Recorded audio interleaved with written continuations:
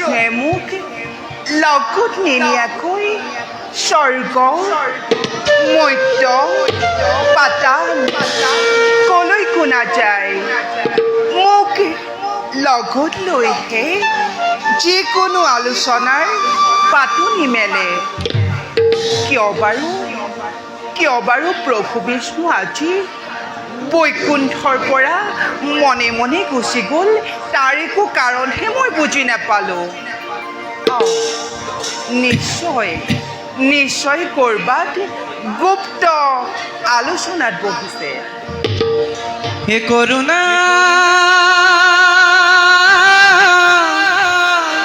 ময়রা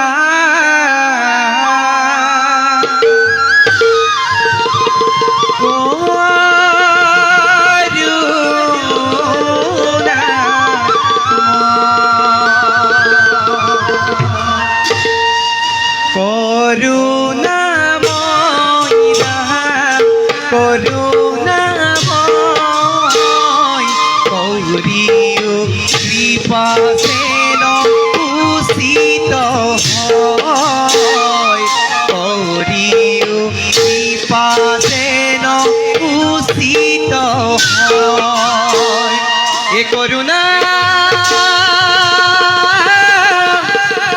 ময়রা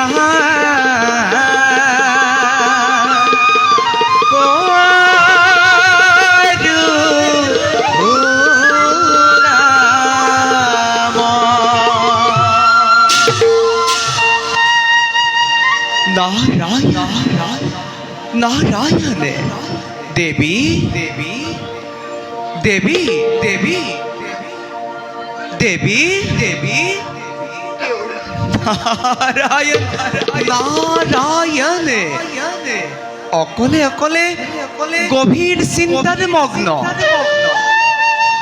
কি চিন্তা কৰিছা দেৱী হৈছে নেকি কিবা অঘটন অৱশ্যে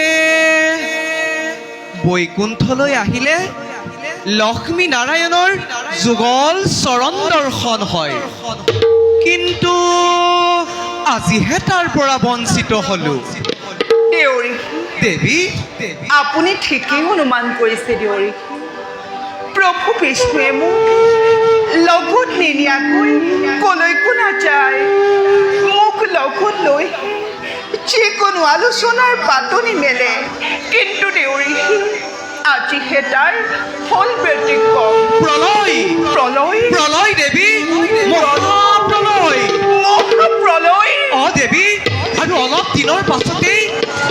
দিনৰ পাছতে এই পৃথিৱীত মহাপ্ৰলয়ৰ সৃষ্টি হ'ব চাৰিওফালে কেৱল পানী হ'ব কি ক'লে দেউৰী মহাপ্ৰলয় দেউৰী কি মইচোন একো গমকেই নাপাওঁ দেউৰী আপুনি প্ৰভু বিষ্ণুক ক'ৰবাত লগ পাইছিলে নেকি দেউৰী তাকেইতো দেৱী তাকেইতো ক'বলৈ আহিছোঁ শুনা দেৱী কওক দেউৰী গৈছিলোঁ মই কৈলাশলৈ অ দেৱী তাত দেখিলোঁ কি দেখিলে দেউৰী ব্ৰহ্মা বিষ্ণু আৰু ৰুদ্ৰ তিনিও গুপ্ত আলোচনাতে মগ্ন আৰু কি দেখিলোঁ জানা দেউৰী ব্ৰহ্মাৰ কন্যা সৰস্বতী শিৱৰ ভাৰ্যা পাৰ্বতীও সেই গুপ্ত আলোচনাত ভাগ লৈছে আৰু মহাপ্ৰলয়ৰ সময়তে কোনে কি দায়িত্বভাৰ গ্ৰহণ কৰিব ভাগে বতৰা কৰি শেষেই কৰি পেলালে মই আকৌ মনতে ভাবিলোঁ বিষ্ণুৱে বা কিয় তোমাক লগত নানিলে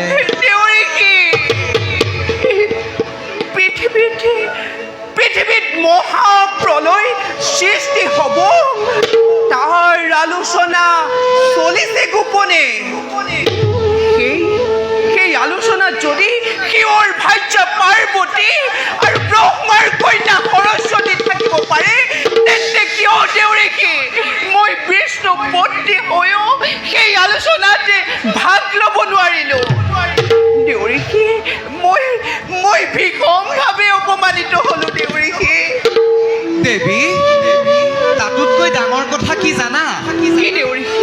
মহাপ্ৰলয়ৰ সময়ত এই পৃথিৱীত যিমানবিলাকে ব্ৰেড শাস্ত্ৰ আছে এই সকলোবোৰ গুপ্তকৈ ৰাখিবলৈ দায়িত্ব প্ৰদান কৰিছে। এই দায়িত্ব প্ৰভু বিষ্ণুৱে মোকেই দিব। নাৰায়ণ নাৰায়ণ এই দায়িত্ব প্ৰদান কৰিছে সৰস্বতীকে। সৰস্বতী জীৱ জন্তুবিলাকৰ দায়িত্ব দিছে পাৰ্বতীকে।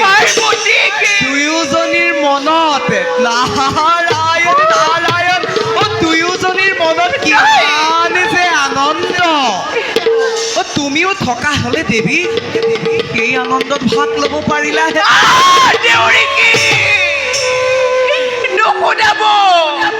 নুশুনাব তেনে গুপ্ত কাহিনী। প্ৰভু বিষ্ণুৱে কি মোৰ অবিহনে সৃষ্টি ৰক্ষা কৰিব পাৰিব? দেউৰীকি দেৱী নাৰী লাস্যময়, নাৰী হাস্যময়, নাৰীয়ে সময় সাপেক্ষে ধৰিব পাৰে ৰণচণ্ডী মূৰ্তি। চাই থাকক দেউৰীকি, আপোনাক সাক্ষী কৰি আপোনাৰ সাক্ষাততে মহাপ্ৰলয়ংকাৰী দৈত্য স্বজন কৰি প্ৰভু বিষ্ণু সৃষ্টি মই ধ্বংস কৰিমেই কৰিম আৰু ইয়াৰ মই ভীষণ প্ৰতিশোধ ল'ম দেউৰীকি। দেৱী কিয় বাৰু দেৱী কিয় বাৰু তোমাকে বিষ্ণুৱে প্ৰত্যাখ্যান কৰি গুপুতে নতুন সৃষ্টিৰ পাতনি মেলিব খুজিছে? এই সৃষ্টিৰ পাতনি মই নিমিষতে ৰুদ্ধ কৰি দিম। প্ৰভু বিষ্ণুৱে বুজিব এই লক্ষ্মীক অৱহেলা কৰাৰ ভীষণ পৰিণাম। দেউৰীকি প্ৰভুৱে যি নতুন সৃষ্টিৰ অংকুৰণ কৰিব খুজিছে সেই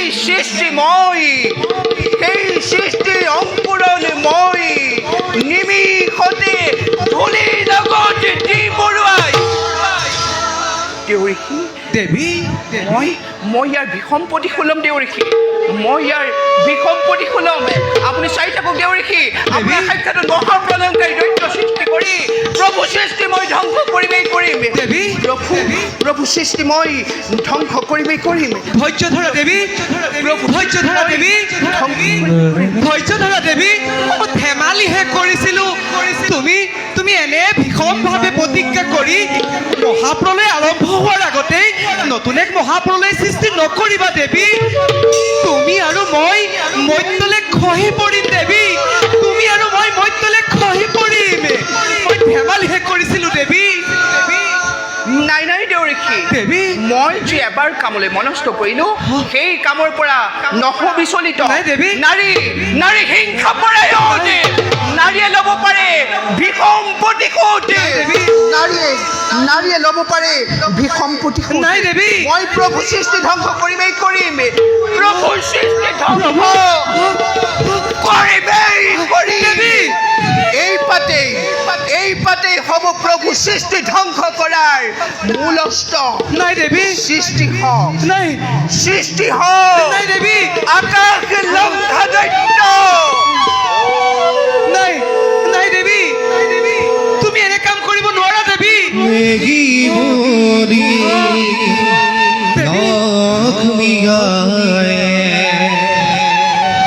ডিঙিৰ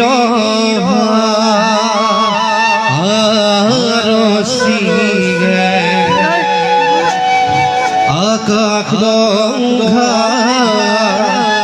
দৈত্য গীত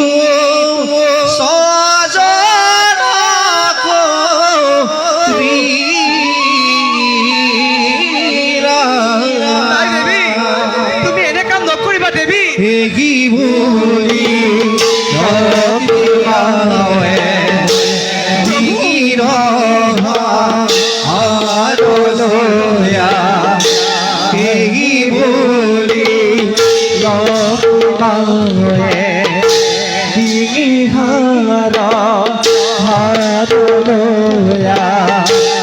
আকাশ লংঘা দৈত্য দেৱী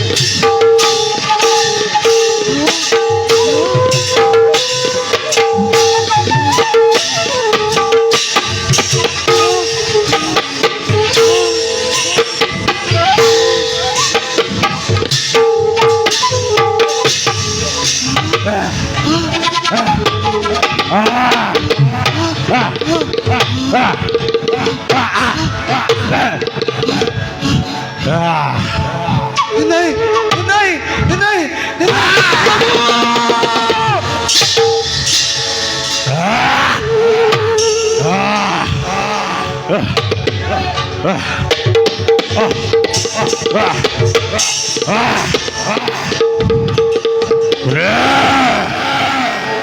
Bravo! Corrile! Shazam! ঐ! মই তোক কৰিলো স্বজন Kon! Kandri! Yadmare! Hatta! Orishai! মই জগতৰ মাতৃ লক্ষ্মী আৰু মই তোৰ জন্মদাত্ৰী মাতৃ Hey, Matti! Hetu! Kari Shazam! Ei, Kachtamai! Orem! Hada! পুত্ৰ Matti! তোক স্বজন কৰাৰ Matti! উদ্দেশ্য মোৰ মহান অলপ দিনৰ পাছতে এই পৃথিৱীত মহাপ্ৰলয় সৃষ্টি হ'ব চাৰিওফালে কেৱল পানী আৰু পানী থাকিব চাৰিওফালে যদি পানী থাকে তেনেহ'লে আমি জীয়াই থাকিম কেনেকৈ নাই সম্ভৱ পুত্ৰ ৰাত্ৰি মই তোক বৰ দিছো ৰাত্ৰি অপুত্ৰ তই জল স্থল আকাশ আৰু পুত্ৰ পাতাল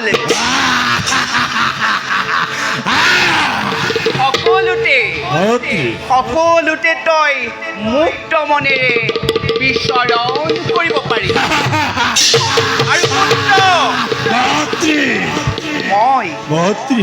মই তোৰ আৰু এটা বৰ দিছো তোক বিষ্ণুৰ সুদৰ্শন চক্ৰ অপুত্ৰ মহাদেৱৰ ত্ৰিশূলেও তোক মৃত্যু ঘটাব নোৱাৰিব পুত্ৰ মই তোৰ সৰ্ব শৰীৰ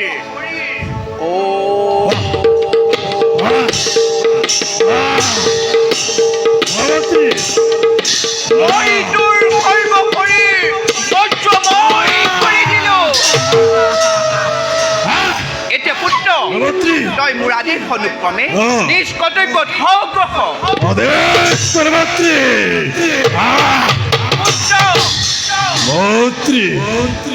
কোন পুত্ৰ অলপ দিনৰ পাছতে এই পৃথিৱীত মহাপ্ৰলয় সৃষ্টি হ'ব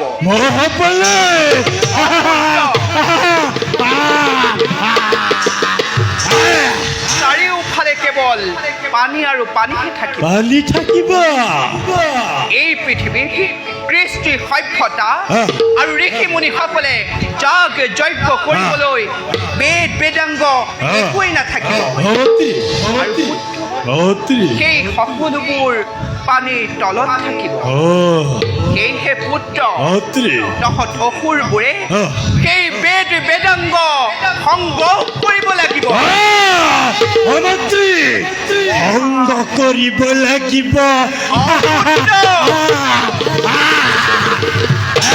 মহাপ্ৰলয় শেষ হোৱাৰ পাছত অত্ৰি তহঁতে তহঁত অসুৰবোৰে অত্ৰি বিষ্ণুৰ কল্পতে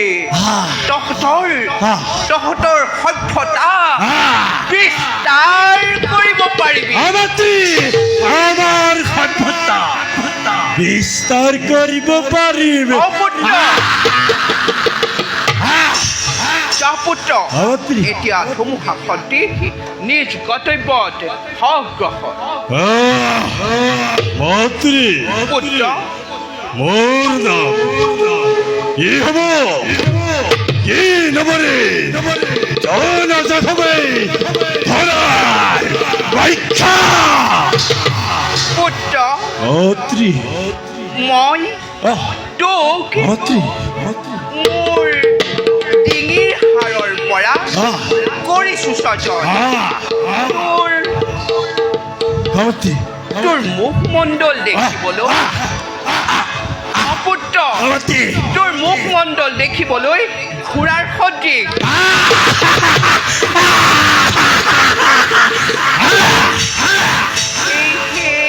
অত্ৰি কি হ'ব মোৰ নাম নাম হ'ব অত্ৰি তোৰ নাম অত্ৰি কি নাম হ'ব মোৰ তোৰ অত্ৰি তোৰ নাম হ'ব ভয় দৈত্য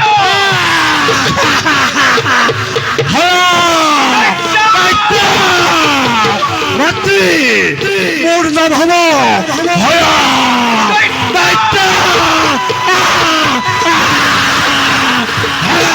ভয় দৈত্য নামে তই এই পৃথিৱীত হবি জনাজাত এতিয়া চা পুত্ৰ অত্ৰি নিজ কৰ্তব্যত অগ্ৰসৰ অত্ৰি অত্ৰি মোকে অমৰত্ৰ প্ৰদান কৰ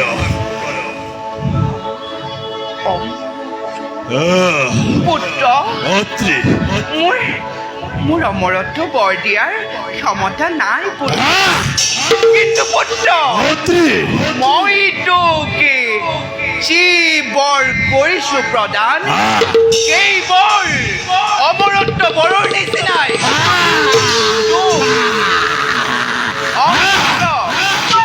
তোক অত্ৰি আকাশ পাতাল জল স্থল এই সকলোৰ কোনো বীৰে তোক মৃত্যু ঘটাব নোৱাৰে অত্ৰি পুত্ৰ মোক আৰু এটা প্ৰয়োজন আছে আৰু কি কৰ পুত্ৰ অত্ৰি এই দৈত্য বংশৰ বৃদ্ধিৰ বাবে মোক এজনী সুন্দৰী ৰমণী উপহাৰ দিয়া মন্ত্ৰী পুত্ৰ মন্ত্ৰী তই ঠিকেই কৈছ পুত্ৰ এই পৃথিৱীত ব্ৰহ্মাৰ কন্যা সৰস্বতী সৰস্বতী অপুত্ৰ মন্ত্ৰী সৰস্বতী সমান জ্ঞানী মানি আৰু সুন্দৰী নাৰী অন্য কোনোৱেই নাই পুত্ৰ সৰস্বতী মন্ত্ৰী সৰস্বতী সৰস্বতী তই চলে বলে কিম্বা কৌশল কৰি হ'লেও এই সৰস্বতীক বৰকৈ বিবাহ চলে বলে কিম্বা কৌশল কৰি হ'লেও সৰস্বতীক বৰকৈ বিবাহ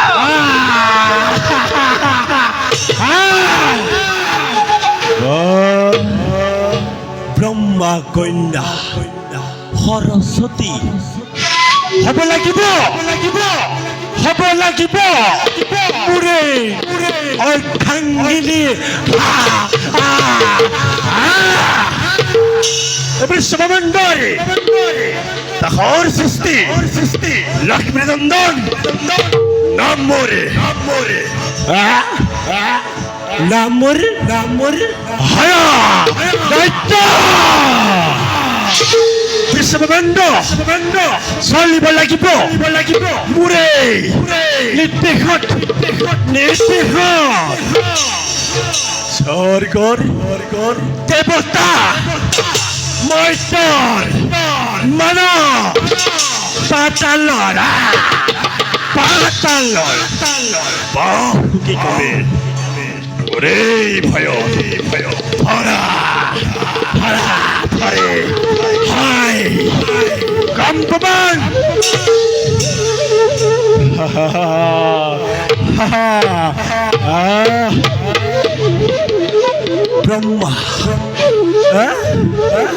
ব্ৰহ্মা কন্যা সৰস্বতী কৰিব লাগিব মোৰে অৰ্ধাংগিনী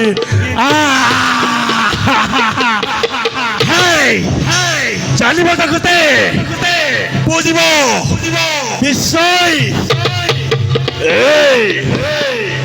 এই হয়দত্তৰ হত্যা কৰ্তা পৰাক্ৰম কিমান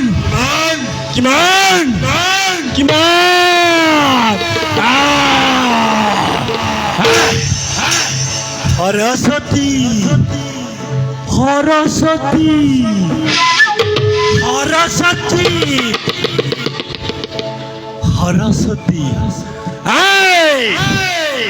ব্ৰহ্মকন্যা চলে পলে কৰিব লাগিব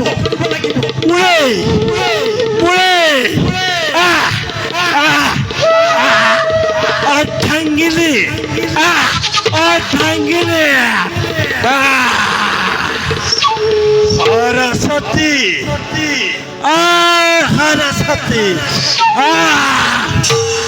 সৰস্বতী সৰস্বতী